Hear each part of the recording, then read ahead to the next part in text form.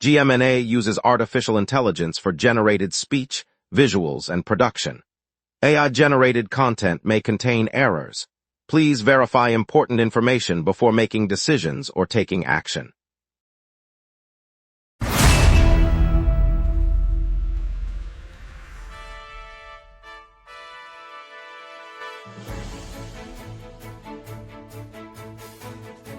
Live from the GMNA News Center, this is the Lunch Break News Hour. Good afternoon, Toronto. I'm Jordan Parker. An orange air quality warning is in effect as smoke drifts over the GTA, but we expect relief with afternoon showers. We'll also have a severe thunderstorm watch with gusts up to 110 kilometers per hour. Traffic is heavy on the Gardiner. Over to you, Nathan. The Toronto Caribbean Carnival Junior Parade has been delayed to July 19th, originally scheduled for today. Will begin at noon at Exhibition Place. The parade will feature over 50 youth marching bands, Caribbean costumes, and community groups, with the route winding through Lakeshore Boulevard and ending at the waterfront. Organizers have announced free family tickets, safety measures including hand sanitizing stations, and a scheduled fireworks display at 2:30 p.m. after the procession. We've got a bustling day ahead, so let's dive in now and start the conversation together for our listeners across Toronto. Good morning, Toronto. An orange air quality warning has been issued for today across the Greater Toronto Area as smoke from regional fires drifts over the city. Health officials say particulate levels are now in the orange range, indicating a heightened risk for people with respiratory conditions, the elderly, and children. The Ministry of the Environment advises anyone experiencing breathing difficulties to stay indoors, keep windows closed, and limit strenuous activity until conditions improve. Meteorologists expect afternoon showers to bring a brief reprieve, with concentrations likely to drop later this evening. Residents are urged to monitor updates on the provincial air quality dashboard and follow any further guidance from public health agencies. The smoke plume, originating from multiple forest fires north of the city, continues to move eastward, keeping the warning in effect for the remainder of the day. Environment and Climate Change Canada meteorologists have placed a severe thunderstorm watch over the Greater Toronto Area, warning of wind gusts reaching 110 kilometers per hour, isolated hail and rainfall totals of up to 40 millimeters. The watch, issued this morning, signals that hazardous conditions are developing and will persist through the afternoon. Residents across the city are being urged to secure loose objects, avoid non-essential travel, and stay tuned for any escalation to a warning. Schools and outdoor events in downtown core and surrounding neighborhoods should monitor updates, as the combination of high winds and heavy rain could damage property and create dangerous driving conditions. The agency will continue to assess the storm's evolution and provide further guidance as the system moves eastward across the region for the day. Toronto Tempo rolled past Atlanta Dream with a decisive 111-92 victory on Saturday night at Scotiabank Arena. The Tempo surged ahead in the second half, capitalizing on a wave of Dream turnovers that swung momentum. After a balanced first period, Toronto built a double-digit edge, then exploded as Atlanta committed a flurry of mistakes, letting the home crowd watch the lead stretch to nearly 20 points. Coach Sandy Brindello praised her team's defensive pressure, saying the turnovers sparked the scoring burst. Toronto's offense fired on all cylinders, reaching a season high in field goals, while Atlanta struggled to find rhythm beyond the miscues. Multiple Tempo players posted double-figure scores, securing the win and bolstering Toronto's standing in the regular season race. The triumph keeps Toronto within striking distance of the conference lead. City officials announced the redevelopment of a prime public parcel into a multi-use community hub has hit a standstill. The plan, which envisioned a pool, gym, concert hall, and movie theater, is now on hold while legal teams argue over which agency or entity holds title to the land. The disputed site sits in a central neighborhood and was slated for completion within the next 2 years, promising new recreation space for residents. Municipal lawyers say the lack of clear ownership prevents any construction permits or funding agreements from moving forward. Until the ownership question is resolved, the $150 million project remains frozen, leaving the community without the promised amenities and delaying potential jobs tied to the build. City Council will convene a special hearing next week to examine the claim and explore interim stewardship options, while local residents voice frustration over the prolonged delay. Premier Doug Ford and Natural Resources Minister Mike Harris are slated to fly to Thunder Bay later today, as a string of forest fires rage across northern Ontario. The delegation will meet municipal leaders and provincial emergency officials to review response efforts and discuss additional resources.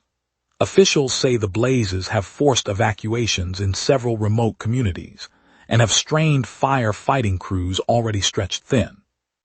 Critics have questioned the speed and coordination of the government's action, prompting the Premier's direct involvement.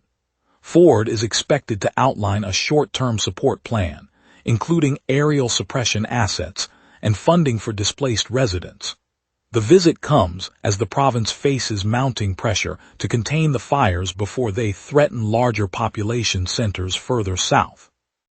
Ontario's Emergency Operations Centre has mobilized extra crews, and the province will fund additional fire breaks in the hardest-hit districts today. Later we'll hear how Metrolinx cleans chemical spill in Toronto Creek, plus a look at tonight's traffic. We will be right back. Watch the local sunset tonight at 6 p.m. for all your local Montreal news. Welcome back, everyone. Let's cut through the noise and get straight to what matters. Now over to Nathan Cole for our local stories. Metrolinx and the City of Toronto are currently removing a polymer-based slurry that spilled into an East End creek during work on the Scarborough subway extension. The incident began on July 8th, when contractors noticed the material leaking into the waterway. Cleanup crews have deployed containment booms and suction units to prevent the slurry from spreading downstream, and water testing is being conducted to assess any impact on local wildlife. Officials say the spill is tied directly to the extension project, prompting tighter oversight of site handling procedures. Residents who use the creek for recreation are being asked to avoid the area while the remediation continues. Metrolinx expects the removal effort to take several days, with the city monitoring progress and environmental reports. The operation follows provincial environmental guidelines that require sampling until levels return to baseline, and engineers are also extracting contaminated sediment from the creek bed to reduce long-term risks. Yesterday, Ontario's Minister of Tourism, Culture and Gaming, Stan Cho, stepped down after an audit revealed he claimed hotel expenses in Toronto while listing himself as a city resident. The revelation sparked immediate criticism, prompting Premier Doug Ford to accept Cho's resignation and remove him from the cabinet. Sources said the disputed claims involved multiple nights at downtown hotels, raising questions about the use of public funds. Cho had held the tourism portfolio since last year, overseeing initiatives that affect local festivals and gaming revenues. Ford emphasized that the government will review expense policies to restore confidence. The resignation marks a rare cabinet turnover this term, and officials said the ministry will continue its projects without interruption. The change may influence upcoming tourism promotions and cultural funding that many Torontonians depend on for summer events and local venues. Yesterday, Premier Doug Ford convened his first provincial briefing on the wildfires raging in northern Ontario. From a Toronto conference center, he outlined the scale of the blazes and announced that the province will commit unlimited funds to fight the flames. Officials stressed that, despite the rapid spread, no fatalities have been reported so far. The government also said resources are being deployed to protect air quality and to support communities that may see smoke drift southward.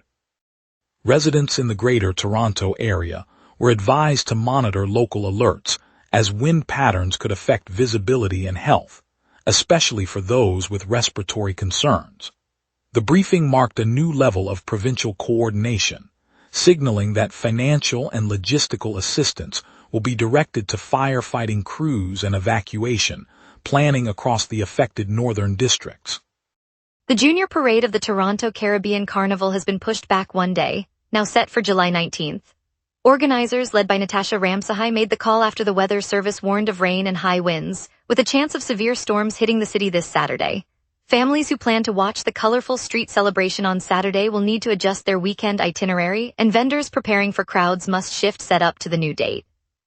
The delay means streets that would have been closed for the procession will stay open, easing traffic for commuters. Parade participants, many of them local school groups, will have an extra day to rehearse and secure costumes. Officials say the postponement aims to keep the event safe while preserving the weekend's festive spirit for residents. George Springer took the left field spot for the Blue Jays on Friday night against the White Sox. The 36-year-old, who had not logged an outfield inning all season, entered the lineup as Toronto looked to boost its offense in the late innings. Springer's first defensive appearance came with 2 runs already on the board, and he helped steady the outfield while the team chased a win that could affect playoff positioning. Fans at the stadium saw a familiar face from his previous stints, and the move gave local supporters another reason to stay tuned after work. Though the game ended in a close defeat, the decision to start Springer provided a fresh look at the roster and offered a glimpse of how the Blue Jays might adjust as the summer schedule tightens. Now let's turn to the forecast and see what the sky has in store for us. A deep trough over the Great Lakes drags a cold front into Toronto, sparking brief afternoon showers. On this date, Toronto once burned at 34.5 degrees, set back in 2011 during an unprecedented heat wave that pushed the whole province into record territory. The cold counterpart fell to 12.7 degrees in 2014, a surprise snap that arrived with a polar vortex dip and left the city shivering despite midsummer. Normal highs hover around 26 degrees and lows near 16, so today's expected 26 is right on the climatological average, while the humidity sits well above the norm. The live radar shows a band of echoes marching eastward across Lake Ontario, with the core of rain hugging the waterfront now. Cells are moving at roughly 15 kilometers per hour, so the heaviest rain will brush downtown between 10 minutes past noon and 2 in the afternoon, then clear as the line pushes into the eastern suburbs. Beyond that, the mosaic is quiet, confirming a brief isolated shower. At noon, Toronto sits at 22 degrees with a partly cloudy sky and a dew point hugging 21, driving the relative humidity up to 93%. Falling pressure behind a deep trough and a west-splitting jet at 93 kilometers per hour injects lift, allowing the cold front to slide in and spark the light rain we're seeing now. The wind will gust up to 29 kilometers per hour from the west, feeling noticeably brisk across the lake effect breeze. UV index sits at 5, and no severe heat concerns remain. The severe thunderstorm watch and air quality warning remain active for the city and surrounding regions, so stay alert to rapid changes. By mid-afternoon, clouds will thicken, temperature will dip to 24, and the rain will taper off, leaving clear skies by early evening. Looking ahead, Saturday night will clear with lows around 16 and a comfortable breeze. Sunday brings a high of 23 and a low of 15 under a clear sky, offering a calm start to the week. Monday's temperature climbs to 25 while clouds thicken, keeping the low at 14 and limiting sunshine. Tuesday will be the wettest day with a high of 26, a low of 16, and roughly 60% chance of rain as a lingering frontal boundary stalls over the region. Wednesday snaps back to a high of 19, a low of 14 under clear conditions, a brief cool break. Thursday finishes the 5-day stretch with a pleasant high of 23, low 14, and mostly clear skies. And that's your weather. Remember, the lunch break is also available as a podcast. Listen anytime on iHeartRadio or wherever you get your podcasts. We'll check traffic, preview tonight's dining options, and break down the Blue Jays' shrinking runway as the season heats up. We will be right back. Watch the local sunset tonight at 6 p.m. for all your local Montreal news. Mid-morning traffic is flowing smoothly across the city. The Gardiner eastbound shows no slowdowns, and the Don Valley Parkway remains clear in both directions. Lake Shore Boulevard and Queen Street east of Yonge are moving at normal speeds, with no reported incidents. Highway 47 northbound is free of congestion, and the 401 westbound near Mississauga Road reports travel times at the usual pace. With the road network operating without disruptions, commuters can expect the afternoon rush to build gradually. Around 3 o'clock, the southbound 401 between Highway 10 and Highway 422 often sees a modest increase in volume, especially near the Etobicoke exit. Drivers heading downtown should watch for a slight slowdown on Bay Street as office traffic picks up. Transit remains on schedule, with no delays on subways or streetcars. Overall, the afternoon looks steady, but keep an eye on the main arteries as the peak hour approaches. Quiet on the calendar today, but the city's pulse is already humming. First up, the One Harp World Gala rolls into Toronto with 4 unforgettable evenings of harp-driven music on July 28 and July 30, a rare chance to hear the world's top harpists in one place.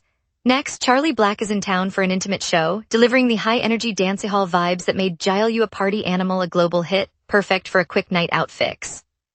Also playing now, Heated Rivalry, a musical parody that skewers pop culture while serving up catchy tunes and clever jokes, gives theater lovers a fresh laugh-filled escape.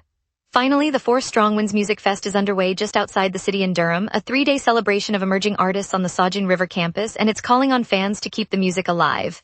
Those are the highlights shaping the week. Grab a ticket, bring a friend, and let the weekend start early. And now here's Marcus with sports. Wildcard chase Titans, trade talks swirl, and a veteran pitcher hits pause. Sportsnet notes the Blue Jays' runway is literally shrinking as the wildcard race tightens. With only a handful of games remaining, Toronto must capitalize quickly. Manager John Schneider highlighted key areas for improvement, warning that the margin for error is now razor thin. Sportsnet's panel explored whether the Blue Jays can muster the assets to pry shortstop Francisco Lindor from the Mets. Analysts weighed the financial and roster pieces required, noting Toronto would need to balance luxury tax constraints with a compelling offer to make the deal viable. Sportsnet reports Blue Jays veteran pitcher Max Scherzer has paused his rehab after receiving 3 cortisone shots in his right thumb on Monday.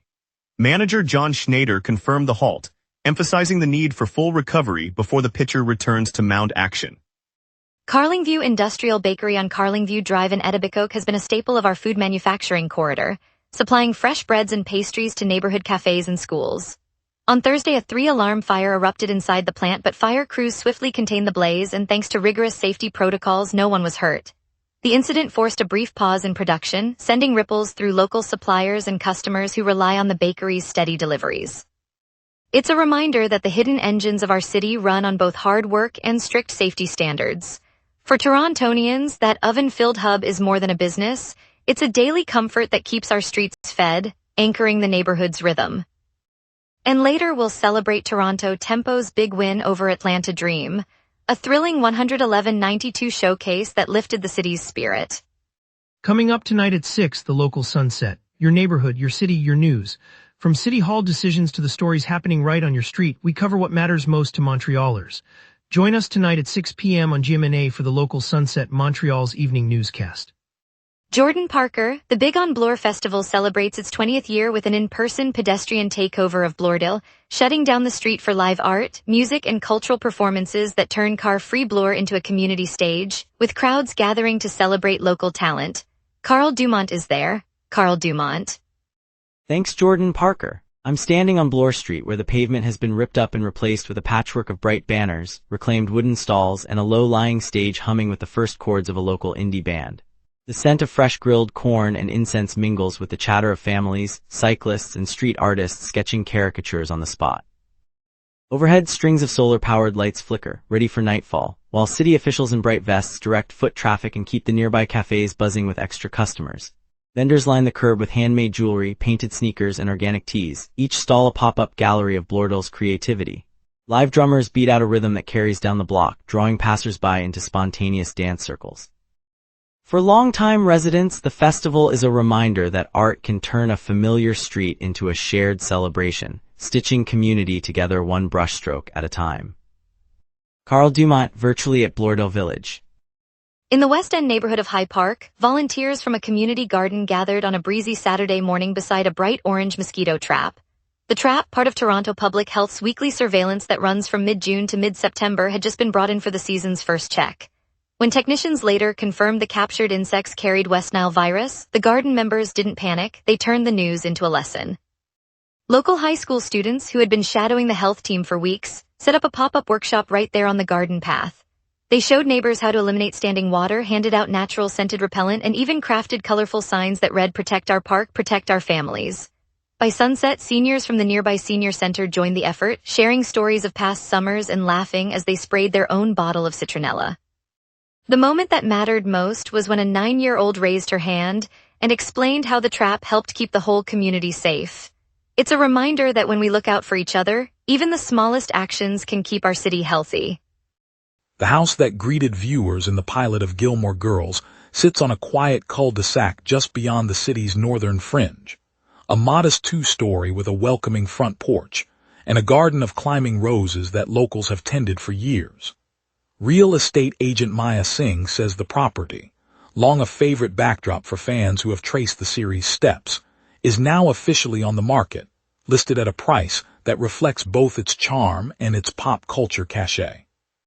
What makes this listing more than a simple sale is the way the home has become a quiet pilgrimage site.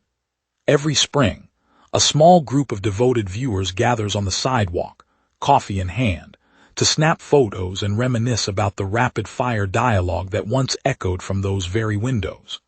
The house's presence has sparked a modest boost to nearby cafes and boutiques, reminding the neighborhood that a single set can weave a thread of shared memory through a community. For anyone who's ever imagined stepping onto that porch and hearing the town's bell ring in the background, the chance to own a piece of that story feels almost poetic.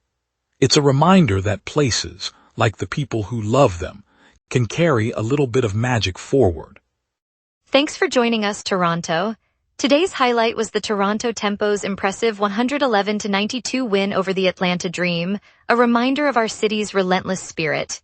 We appreciate you tuning in, and we'll be back tomorrow with more stories that matter to you. See you then.